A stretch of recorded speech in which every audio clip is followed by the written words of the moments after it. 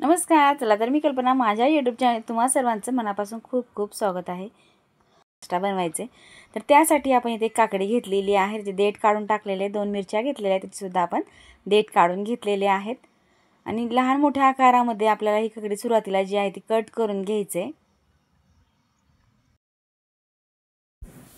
कारण आणखीन आपण ह्यापेक्षा सुद्धा लहान आकारात कट करून घेणार आहोत. त्यामुळे सुरुवातीला आपण असं मोठ्याच आकारात कट करून घेतलेलं आहे. नेहमी त्याच प्रकारचे आपण नाश्ते खाऊन बोर झालेला असतो, त्यामुळे आज आपल्याला अगदी वेगळा आणि खमंग आणि झटपट, जे की लहानापासून मोठ्यापर्यंत सर्वांनाच आवडणारा पदार्थ आहे. नक्की एक वेळेस तुम्ही ही पद्धत ट्राय करून पहा. पहिल्यांदा तुम्ही सुद्धा नक्की बनवाल, 100% गॅरंटी आहे. तर ह्या ठिकाणी काकडीला कट करून झाले, मिरचीसुद्धा कट करून झालेली आहे. आता ह्या आणखीन ह्यापेक्षाही लहान करायचे, त्यामुळे आपण हे भांड्यात टाकणार आहोत.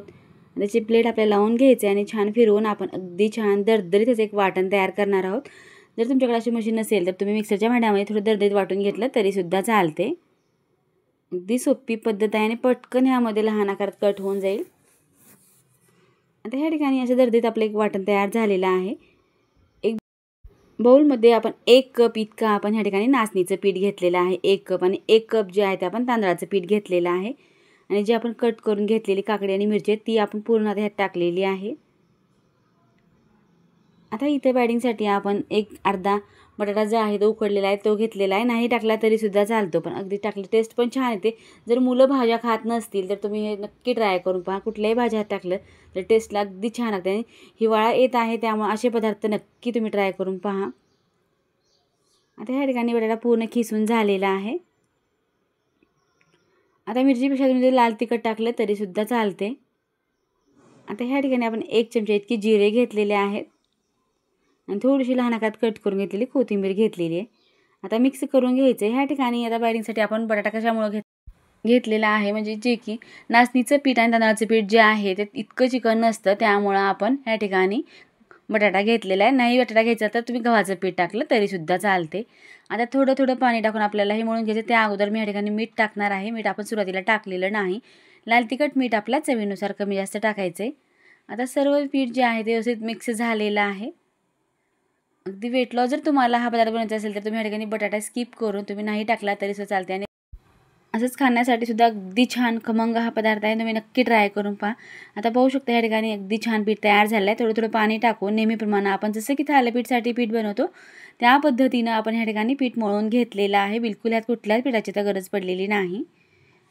आता ह्या ठिकाणी एक रुमाल घेतलेला आहे, तो पाण्यात टाकून स्वच्छ धुवून घेतलेला आहे.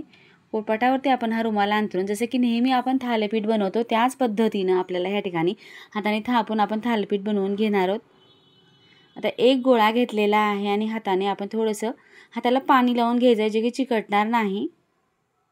आणि प्रेस करत करत आपल्याला हवं तितकं लहान मोठ्या आकारामध्ये जाड पातळ आपण बनवू शकतो. तर फटाफट इतके छान आपले हे थालीपीठ बनवून तयार होणार आहेत. जसे की नेहमी आपण ज्वारीच्या पिठाचे बनवतो त्याच पद्धतीने आज आपण नाचणीचे बनवलेले आहेत. थंडीसाठी नाचणी शरीराला अतिशय उपयुक्त आहे. तुम्ही नक्की ह्या पद्धतीने ट्राय करा. आता ह्या ठिकाणी पाहू शकता अगदी छान आपलं थालीपीठ बनवून तयार झालेलं आहे. बिलकुल मोडत नाही, किंवा नवीन जरी कोणी बनवतं फर्स्ट टाईममध्ये परफेक्ट हे थालीपीठ बनवून तयार होतात. बिलकुल हे थालीपीठ जे आहे ते बिघडत नाहीत. आणि एक वेळ जर हा नाश्ता बनला तर दिवसभर खाल्ला तरीसुद्धा आपल्याला जेवण करण्याची सुद्धा गरज नाही, इतका पोटभरीचा नाश्ता आहे. जर माझ्या चॅनलचे नवीन असेल प्लीज चॅनलला लाईक करा, शेअर करा, सबस्क्राईब करा. जेव्हा मी असे नवीन व्हिडिओ बनवेल सर्वप्रथम पाहायला भेटतील. तर ह्या ठिकाणी आपलं थालीपीठ तर बनवून तयार झालेलं आहे. त्यामध्ये आपण असे होल टाकून घेतलेले आहेत, जे की आपल्याला तेल टाकण्यासाठी, किंवा आपलं थालीपीठ जे आहे ते अगदी छान कुरकुरीत आणि खमंग बनेल. आता ह्या ठिकाणी पॅन ठेवला आहे, त्यामध्ये थोडंसं आपण सुरुवातीला जास्त तेल टाकलं, नंतर आपल्याला तेल टाकण्याची गरज नाही. थोडंसं आपण तेल सगळीकडे पसरवून घेतलेलं आहे. त्यामध्ये आपण जे थालीपीठ थापलेलं आहे ते आपल्याला असं रुमाल असं आपण टाकून घेतलेला आहे आणि अलगद आपला हा रुमाल निघाला आहे. जर निघत नसेल तर थोडं पाणी टाकलं तर नक्कीच निघेल. तर ह्या ठिकाणी एक अर्धा चमचा इतका आपण आणखीन तेल टाकून आपण झाकून ठेवलेलं आहे. 1-2 मिनटाकरता झाकून ठेवलं की दोन्ही साईडनं आपलं छान शिजलं जातं. आता ह्या ठिकाणी दुसरी साईड आपल्याला पलटून टाकायचं आहे. अगदी छान एका साईडनं कुरकुरीत झालेला आहे, दुसऱ्या साईडनं सुद्धा आपल्याला असंच बनवून घ्यायचं आहे. आता पाहू शकता ह्या ठिकाणी नाचणीचं थालीपीठ आपलं छान पौष्टिक असं तयार झालेलं आहे. तर त्या पद्धतीने आता मी सर्व थालीपीठ जे आहे ते फटाफट बनवून घेणार आहे. तुम्हाला पाहिल्यानंतर खाण्याची सगळ्यांनाच इच्छा होते, तोंडाला पाणी सुटते असे हे थालीपीठ आहेत. आता ह्या ठिकाणी तुम्ही तर थालीपीठ पाहिलेलं, एकही थालीपीठ आपलं बिघडत नाही किंवा मोडत नाही. अगदी छान परफेक्ट थालीपीठ बनवून तयार होतात. तुम्ही आणखीन ह्यात कुठल्याही भाज्या टाकलं तरीसुद्धा आणखीन पौष्टिक तयार होते. जर मुलं भाज्या खात नसतील तर तुम्ही ह्यात भाज्या टाकूनसुद्धा बनवलं तरीसुद्धा पौष्टिक थालीपीठ बनवून तयार होतात. चला आता सर्व थालीपीठ जे आहेत ते माझे आता बनवून झालेले आहेत, तुम्हाला दाखवते. ह्या ठिकाणी पूर्ण थालीपीठ बनवून घेतल्यानंतर आपण प्लेटमध्ये दह्यासोबत खाण्यासाठी किंवा चटणीसोबत खाण्यासाठी आपले हे थालीपीठ तयार झालेले आहेत. अगदी परफेक्ट थालीपीठ तुम्हीसुद्धा नक्की ट्राय करून पहा.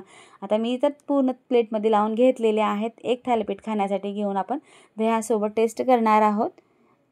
अगदी छान चविष्ट आणि पौष्टिक असे आपले हे नाचणीचे थालीपीठ तयार झालेत. तुम्हाला थोडाही व्हिडिओ आवडला प्लीज एक लाईक करा, शेअर करा, सबस्क्राईब करा. व्हिडिओ पाहिल्याबद्दल धन्यवाद. पुन्हा भेटूया नवीन रेसिपीसोबत.